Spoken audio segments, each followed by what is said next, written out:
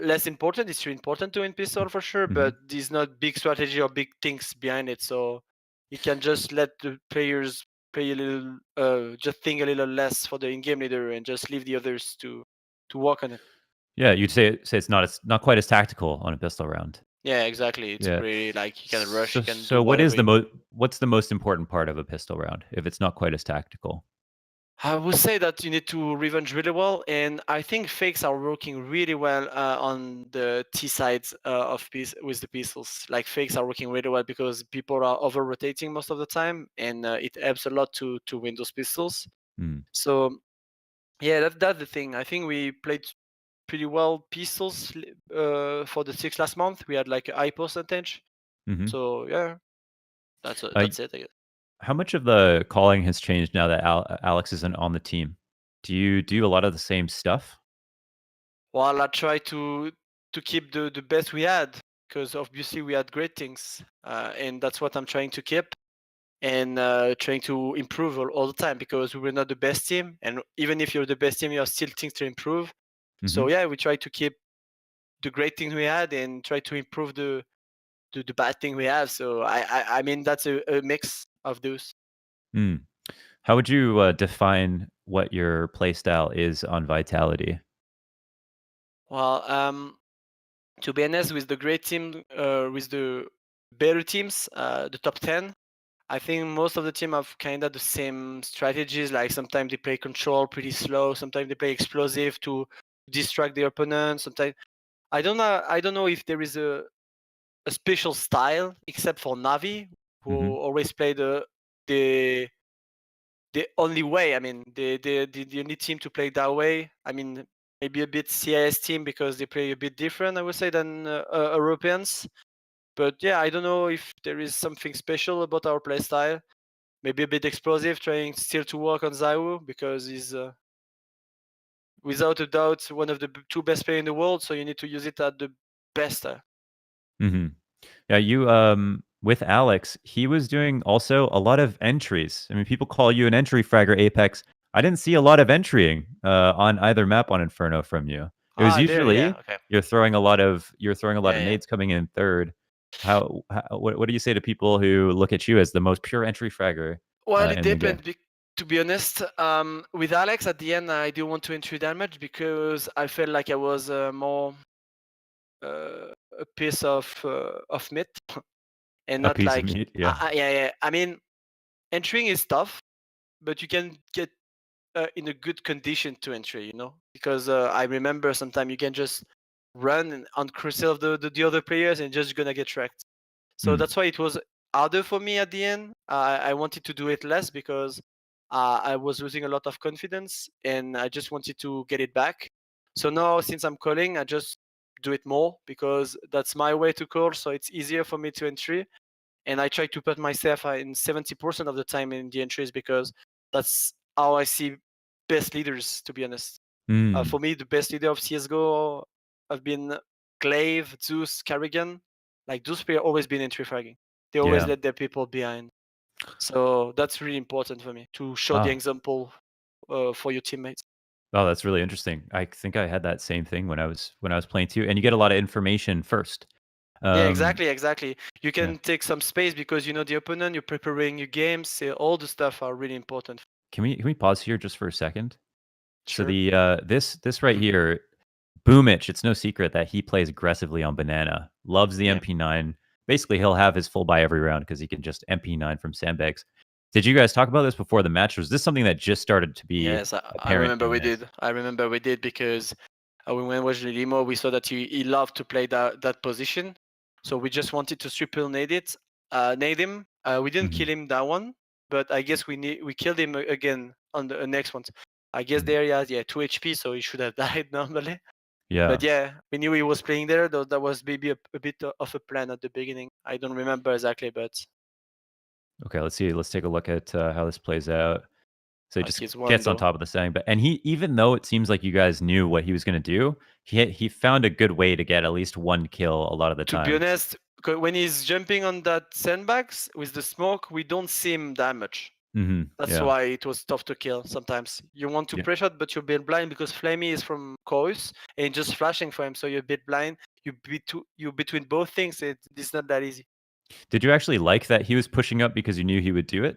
And, like, were you focusing your early rounds on trying to kill him first? Yeah, we tried it. I guess we tried to kill him because Yeah. he had a habit. So when you're someone a habit, maybe you have to kill him. So that's really important, I guess. Yeah, it's Oh, they were punish. killing Yeah, electronic that was that big way. awareness, yeah. I was casting, I was building it up, I was like, "Oh, he's coming in for the big flank. This is Yeah, the whole no, round, they're gonna they're get not with eco." Zayu, man. Nope. They feel Yeah, it. he always knows. And then here you just kind of, like, push your way in. Pretty simple at this point, right? You're up a man, you've got top banana, your versus an eco, just stick together, right? Yeah, exactly. I think we stayed a little bit without doing much noise, just to let them think that we went back to a bomb site because we knew that when someone is in the flank, sometimes the other three are on the other bomb site, right? Mhm. So if you don't make noise for a little bit in this position, someone has to rotate. That's what happened. Perfecto was already second mid, I guess I saw Mhm. it, but Simple was rotating CT because he was scared of A, and then Yeah. we attacked B and he was alone. What can you say about the pathing into the B site? So everybody knows, you run up against the back wall so you can see above oranges, and then you run to the grill, and then you jump up on the grill, you clear oranges, and then you walk onto the site. What is the deal with people always dying to the boost in CT spawn? And is there something different that can happen with how you entry a site so that you can cover stuff like that? It's not easy at all because there are a lot of angles to hold before this city boost. Hmm. Um, I mean, you need to. I mean, the city player has to kill someone, to be honest, because you cannot focus on it because maybe someone will get boosted once in the game.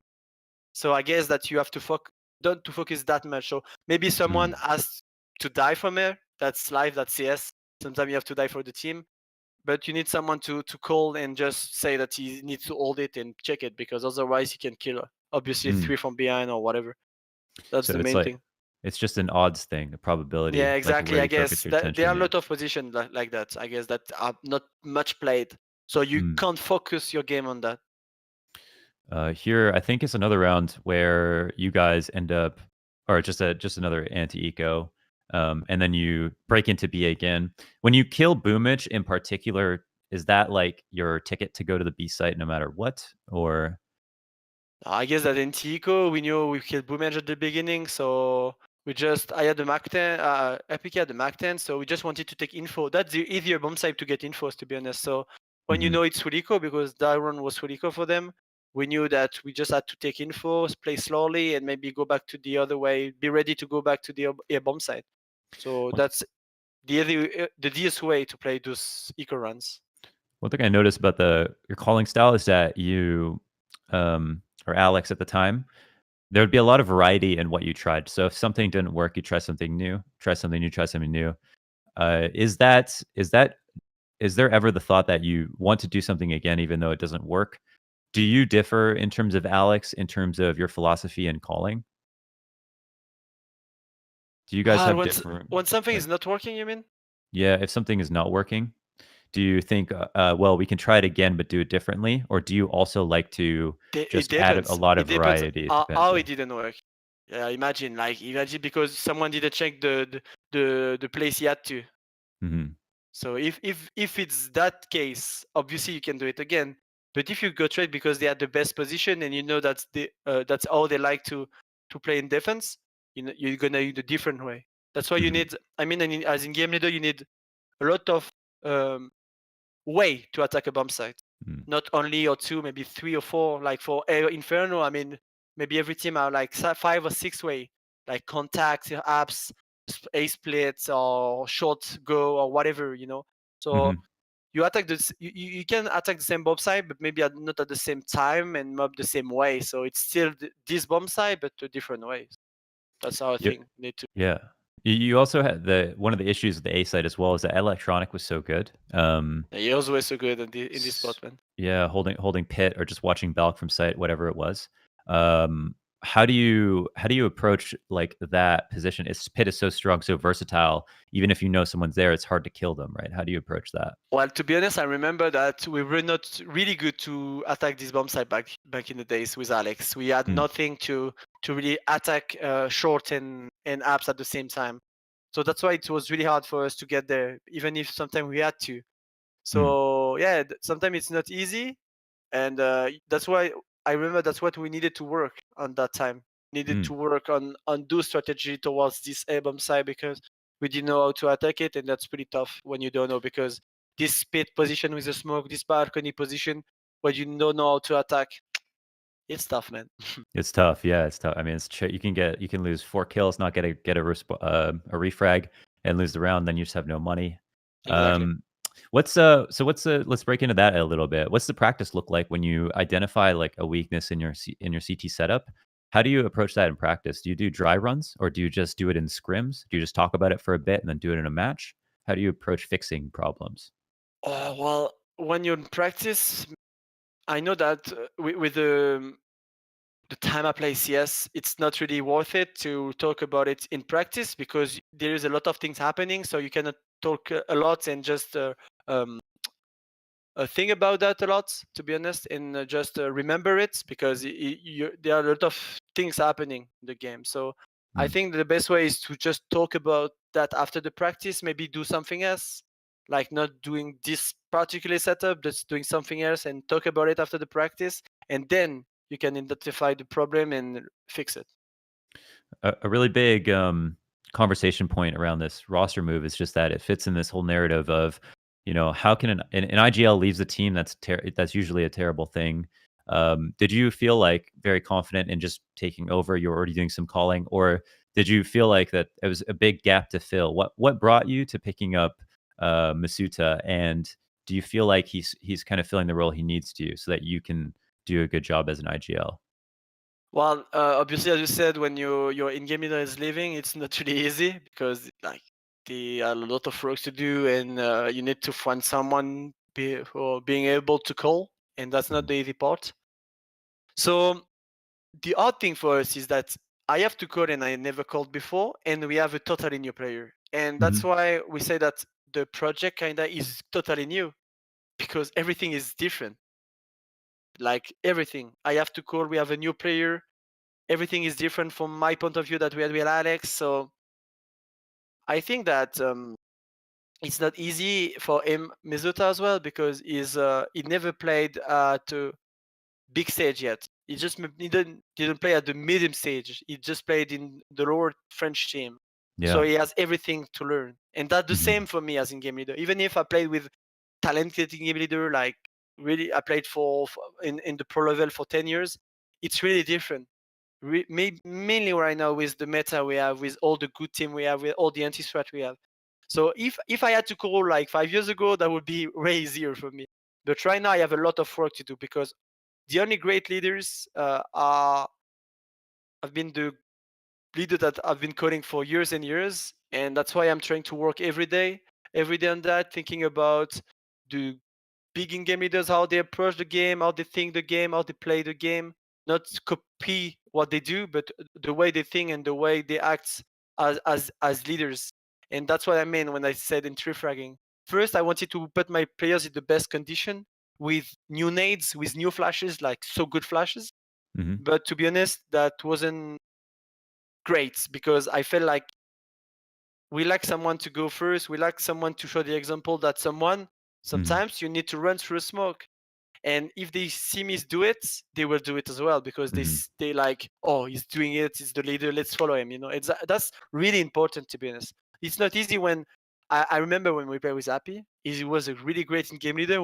But when he asks you to jump through a smoke and he's at the other side of the map, you're like, bro, help me a little bit.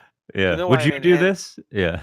yeah, so that's the important thing. I guess Yeah. that's all the biggest teamwork. That's all the best in-game leader do, and I really think it's really important. I love that mindset. That sounds it just reminds me of how I felt when I would call as well, that like I felt like leading by example, at least in the conversations after the game's over. No one could point at me and say that I wasn't leading by example or that I wasn't showing myself. Exactly, and also another important thing that I didn't talk about is think listening to them. If they Mhm. don't feel comfortable in whatever, if they don't feel good in the game, or I don't know, just listening, because that's why I said I don't remember when, but when a player doesn't feel good, there is not. We have a French sentence. I don't know if you have in English as well, I but love I when love there these is a proverbs. fire, there is no smoke without fire. Yeah. That's really known in France. That's why we say that is because if someone say it, there is a little part of truth. There is always something really real in what he said. So Mm. I think that's what I'm trying to do is just put my the players in the best way and listening to them all the time and trying to keep my ego and my lead, because you need someone to lead the team, not only in game but in all the environment around the team. Mm. I'm really taken aback by this insight, and this has kind of turned more into an interview about IGL. I found this very interesting. I actually wanted to run it back a little bit, Nathan. I'm going to make you make a brave skip here to back to to round 7, where apEX is in a 1v1. If we could just go ahead and take a look at it was you versus Perfecto Yeah, I remember. in a I was 1v1. library. So if we go back even a little bit more, so before apEX gets the bomb planted, so even a bit more here. So let's go back to like, yeah, this is Okay. perfect. So Boomage gets this amazing round, and then it comes down to the 1v1. What I want you to say here is like, what happened with you and Perfecto? The psychology of you going back to A. Well, I knew where it was because I were the info, so I needed to get the bomb back. Hmm. And I remember that at that moment, I heard him jump out from balcony. And There it is. okay, so as I heard him, I say, okay, I'm gonna plan A because he think I'm gonna go B maybe, and I'm just gonna plan the bomb. And I know they were eco, so most of the time in eco they don't have kits. So I went library just to get info, jumping around and winning the run. I mean, those runs are really hard to lose if you play them well. That's Mm. really hard for them to win it. That's the thing. And if you play it well, not even perfectly, but just well, you win it. Yeah, you So played that's off that sound cue. If would you have gone to would you have gone to B if he didn't make that noise? yeah, I think so. I I think think so. so. Yeah. Yeah. Or maybe I would have waited long or something, but not running A because it was boiler. So if I don't hear him jumping um, second mid, I will Hmm. not go A. Hmm. Okay. Yeah, and then yeah, that's just locked up. And Perfecto, obviously, very good clutch player, as we found out. That was kind of interesting because Blade did an interview where he talked about how he didn't know that Perfecto was such a clutch player, and he came into, Katowice or whatever, won like 11 of 12 1v1s. There's certain things that you find out about players when the matches go live. Is there anything that you found out about Mitsuda that you didn't know before you started playing matches with him? Well, to be honest, I didn't know him that much. I just knew that he was talented player and all the stuff, but we didn't play tournaments yet, so I need to see him in big LAN environment because Mm. online you're still in your chair, you still can do great things. So I'm not sure yet. Let's wait a little bit and see how it goes for him. Can you teach somebody how to be good on land? Oh. Well, I think the most important things to be good online is to play a lot of LANs. Mhm. Having the experience first, because I remember that my 5 first LAN were terrible. I was really shit. Uh, it was on Source back in the days, and they were calling me cheaters in France. So How I do you wanted to say show them shitter? How do you say shitters in French? cheater, cheater. Like it's exactly the same, but with French accent. Yeah. So, and I wanted to prove myself, but yeah, being good in LAN environment, you need to enjoy what you do and don't think about winning or losing, because if you think about those things, you're gonna get pressure in front of big crowds. You just need to enjoy. I know I'm not gonna lie. When I'm playing in big stages, I don't even think about the crowd. Only if we win rounds, Mm, and I'm like woo cheering. But that's it. Normally, I never just think about that because I'm yeah. really focused on what I'm doing, and I think that the most important. Mm. So, do you focus on? So, do you do it for the crowd to keep them cheering, or like for you, you'd rather ignore that anything is like big is happening and just focus on the game? So, when you do that, are you trying to feed into the crowd to keep the energy up for the rest of the team and the crowd itself, or When I'm is it cheering for up, you? you mean? Yeah, yeah, yeah. Yeah, exactly. I want. I don't know. I'm always like that. I want to, even if we're not in front of crowd, I'm like cheering a lot for the team and just like screaming a lot to help my teammates. Hmm. And I feel like if I just um, make the crowd go crazy, I feel like my teammate will feel it, and it's gonna get even better for them. So I think that's the It's point. I'm really surprised about all this because I feel like just because you've just been branded by everybody else as like this entry fragger, it's kind of like you think about, like a horse with blinders on. They have one job, they think about that job, and I feel like that's how everybody has thought about you. But talking to you right now, it feels like you can really see how much time you put into thinking about other people.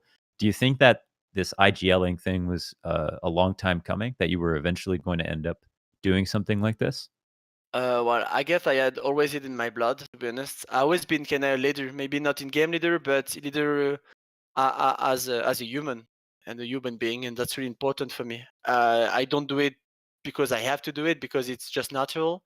Mhm. But the thing that didn't go well back in the days, even like not long time ago, was my frustration, and that's not really easy when you're frustrated to be in game leader to show everything.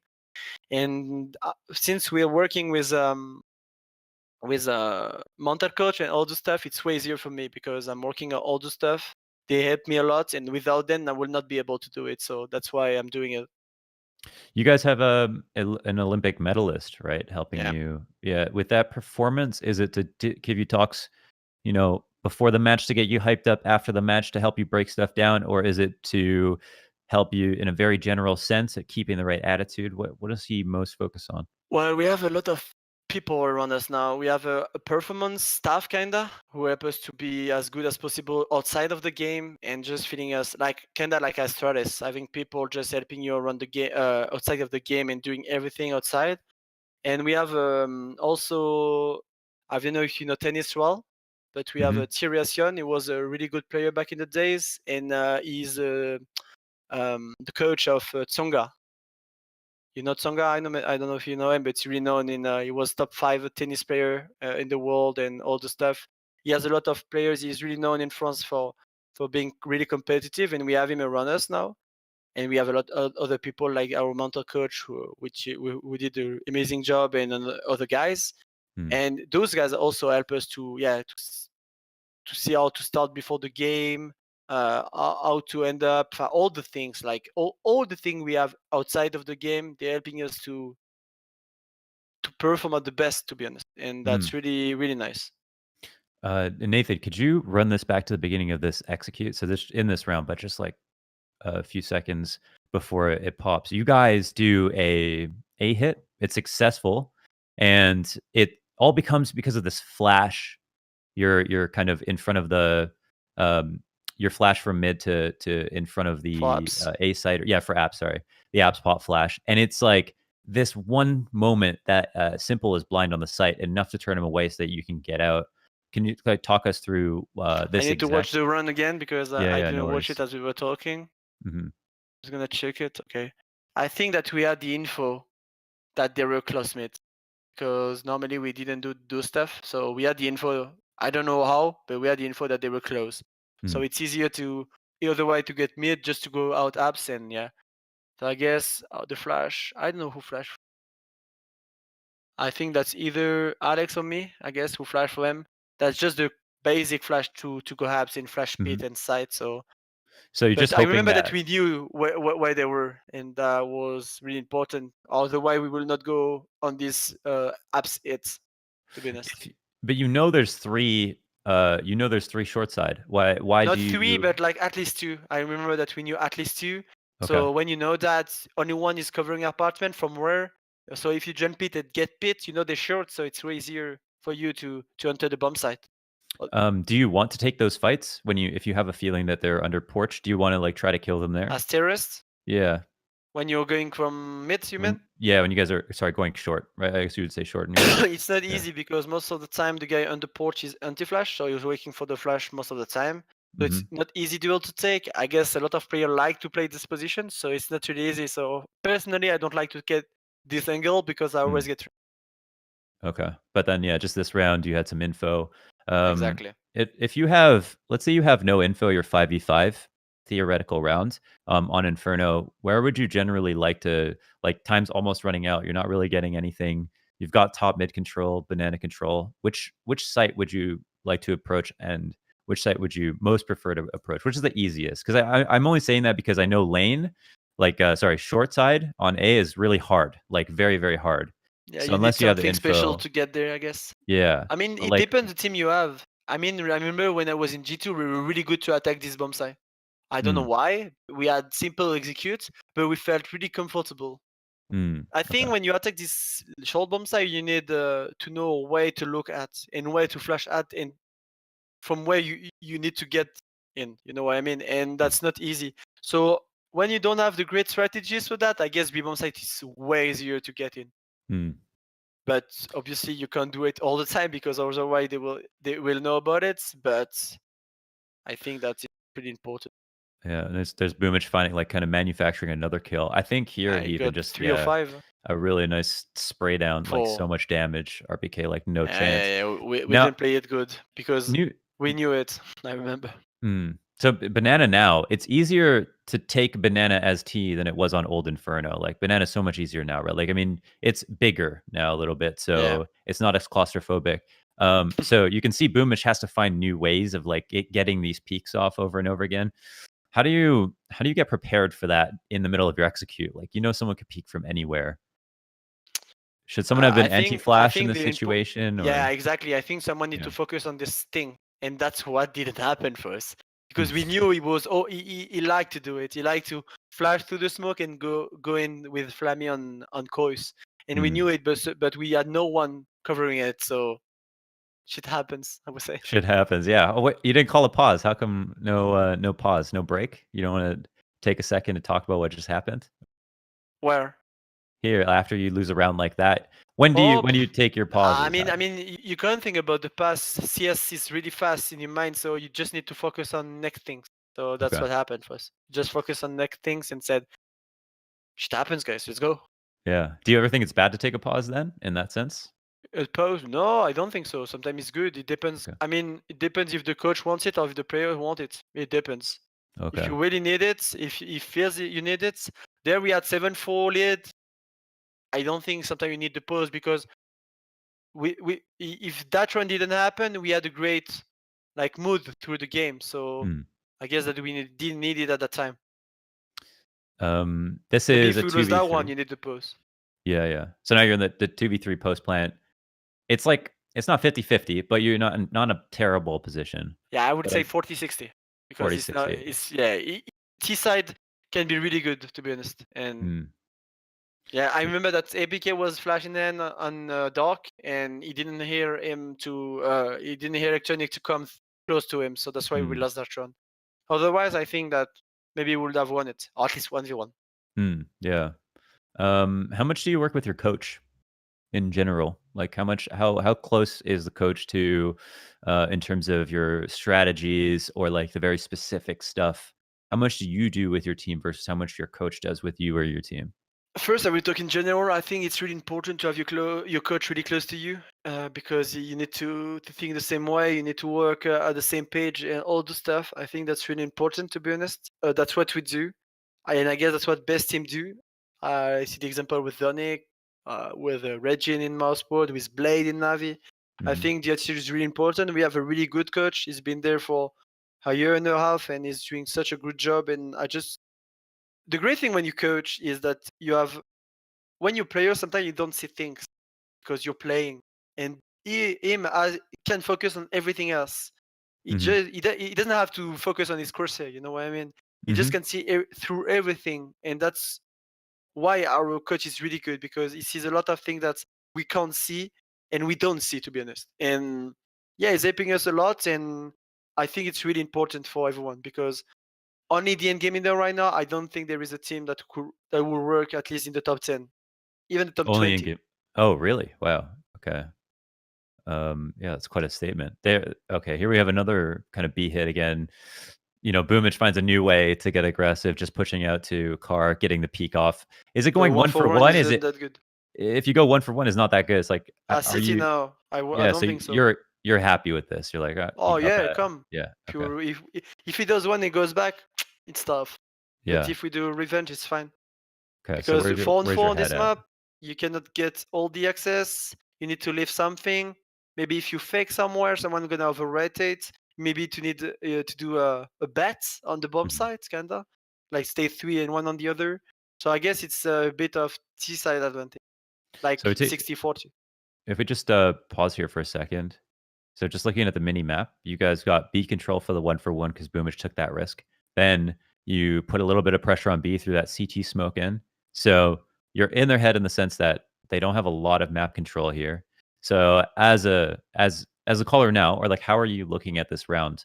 You've gotten one guy out. You trade for Zywoo, unfortunately, um, and you could take either site, right? They're probably going to be even strength if you wait a little bit of time. So how are you approaching this round? For me, it depends. Depends if maybe we hear something coming back. If you're close, like right side banana, behind the smoke, you can hear the city arch player coming back to A. Mhm. And I guess it's really hard for A players to stay only two. I remember that Simple is killing us that run. To be honest, so Oh, yeah. it Wow, you depends. do have a really good memory. Holy Yeah, yeah. smokes. It depends what's happening. To be honest, depends what's happening in the run. It depends a lot of things. I remember that I think we wanted to smoke this B split smoke, and Mhm. he picked at the same time and killed two of us. Yeah, came around the corner. Yeah. Yeah, that's definitely true. So then, yeah, you just give it a shot. Is there like looking back, it's like, would you try to maybe small fake towards B, or is it just unlucky that this happens? He had a good position. He played better. Yeah. That's it. I mean, there is not much counter against it, and he played perfectly. So Hmm. sometimes you need to learn how to lose runs because it's CS, and you cannot win all of those. Learn how to lose. That's a good one. And Alex is just going to be saving here. So, we're like rounding out the half. You guys are doing well. Navi are slightly coming back. Like, are you guys worried about your CT side? I mean, you go on to win, but for you, what's a good T side half on Inferno? Depends of the physiognomy of the game. If you lose the pistol, if it depends. Can be a good side if you win 6 rounds because you lost 8-1 and they played well. It depends, to be honest. Hmm. I would say from 8, whenever you have 8 on every T side map except maybe Dosu or maybe Vertigo. I mean, this map it's tough yet. Even Mirage, sometimes it's balanced. So Oh, I let don't me know. ask. As much as you can. I mean, as much as you could win. That's a great Yeah. T side for me. If Okay, let me you ask you this. tell me. Would you rather win a half 9-6 by winning the first 9 rounds, so 9-0, and then you lose 6? Or would you rather lose 0-9 and then come back to 6-9? Well, if you have uh, to be honest, as we're working with mental coach, it's way better to win 9-6 because your mind shouldn't change if you lost 9 Okay. 9-0 to 9-6 or 6-0 to 6-9. Okay. Shouldn't change your mind. So 9-6, man, you have 9 rounds. 9 rounds, yeah, take the 9 rounds, That's the yeah. most important if you had not the rest. Okay. Was there ever a time where you would you'd rather be on the other side of that, where just winning the last rounds are more important, where you feel No, good? Does that never mattered to you? no, not me, not to Okay. me at least. Okay. Like mainly because between side, we have a little pause, like 2 minutes, 1 minute for sponsorship or the stealing from events. So we Uh, can just refocus and think about the rest, not rethinking about what happened because the past is really not important as you're gonna play a new round, a new side. mhm. You're gonna play city again. You're gonna be T side, so it's really different. So no, I The don't really the care. The reason I bring it up is because I'd say there's not much difference between like some of the great teams and then some of the best teams of all time, right? Like you said, you play a lot of the same strategies. A lot of the game at your guys' level is about the mentality. And so it feels like even though, it shouldn't matter, some of these things still do matter to Of teams, how course, you feel, the because momentum type stuff. we're humans and we're doing bad things. Yeah, yeah, yeah. But in the best world possible, I think that you will not care. It's like having 0-9.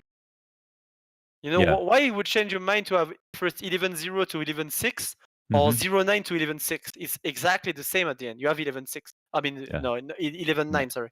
Yeah. So it's if you start for 11-0 or 0-9, you shouldn't change your mind to the next run, like being more scared to pick or whatever, because it can happen. You need to prepare yourself Hmm. to be bad. It can happen, so you shouldn't be scared of that. You just need to focus and play for your team again, doing your role, not being scared, and continue. That's what people said about me back in the day that I never let my team down when I was entry fragger, because even if I had bad game, I would still entry frag for them, because I knew that we had really nice player to end the runs. As we have Izaiwo right now, as I'm calling, I can die for him any time in the game, because I know how he's gonna finish the game. And if I do double entry, nice, we won the run because of me. But yeah, but if he's 1 and 3, I would prefer to have him than me, because I'm pretty sure he can win it. I don't know, 40% of the time. Here is a I think a fake slightly towards A. You got them running It's around worth. looking for stuff. Yeah, I don't remember this run. I didn't check before, but yeah, we would like to do B execute. It's working. Our Flam is, yeah, no, this one is working because we did 9-6, I guess.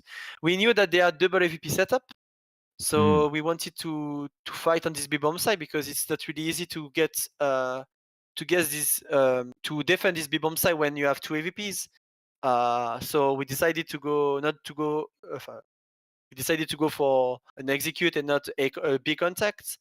And I think that the best thing to do when you have double AVPs, because it's tough to handle when you have mollies and flashes in your head when you have AVP. Except if your Zywo simple device, but that was Flammy is really good with AVP, but it's not like a real OPER.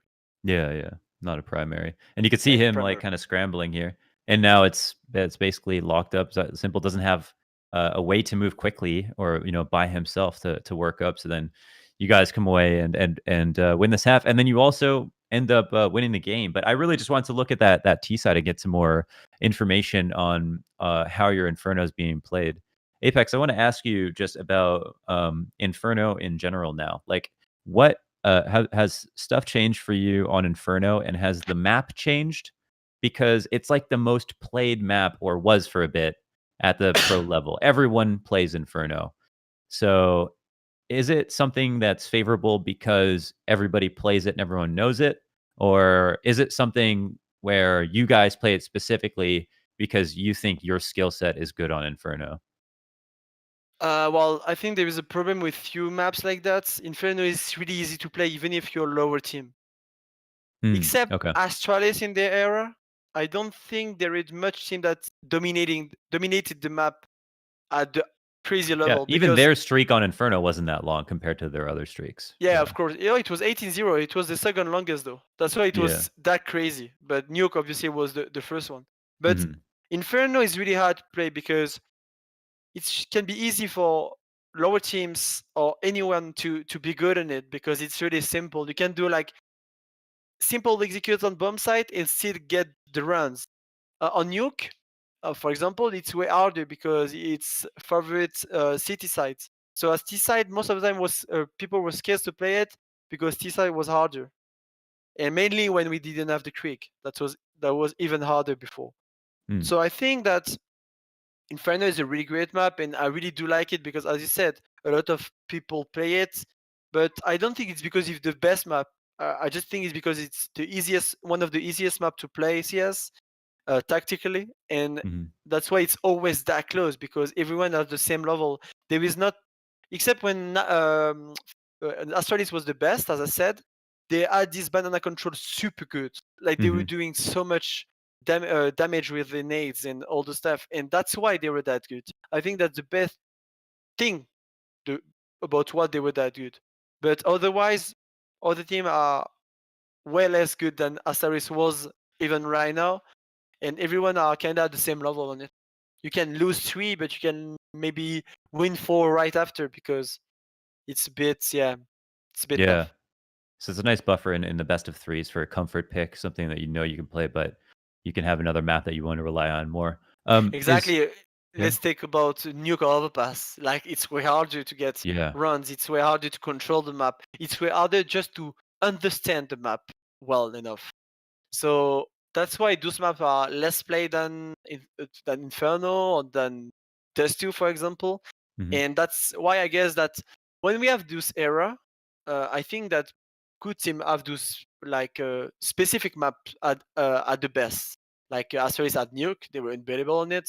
I remember Liquid, they were super good on Overpass. Mhm. Back in the day, ASK, they were super good on train. Like those tactical maps, if you Sure. control them and you're the best on it, you have like a huge advantage. I remember ASK had something like 18-0 as well on train.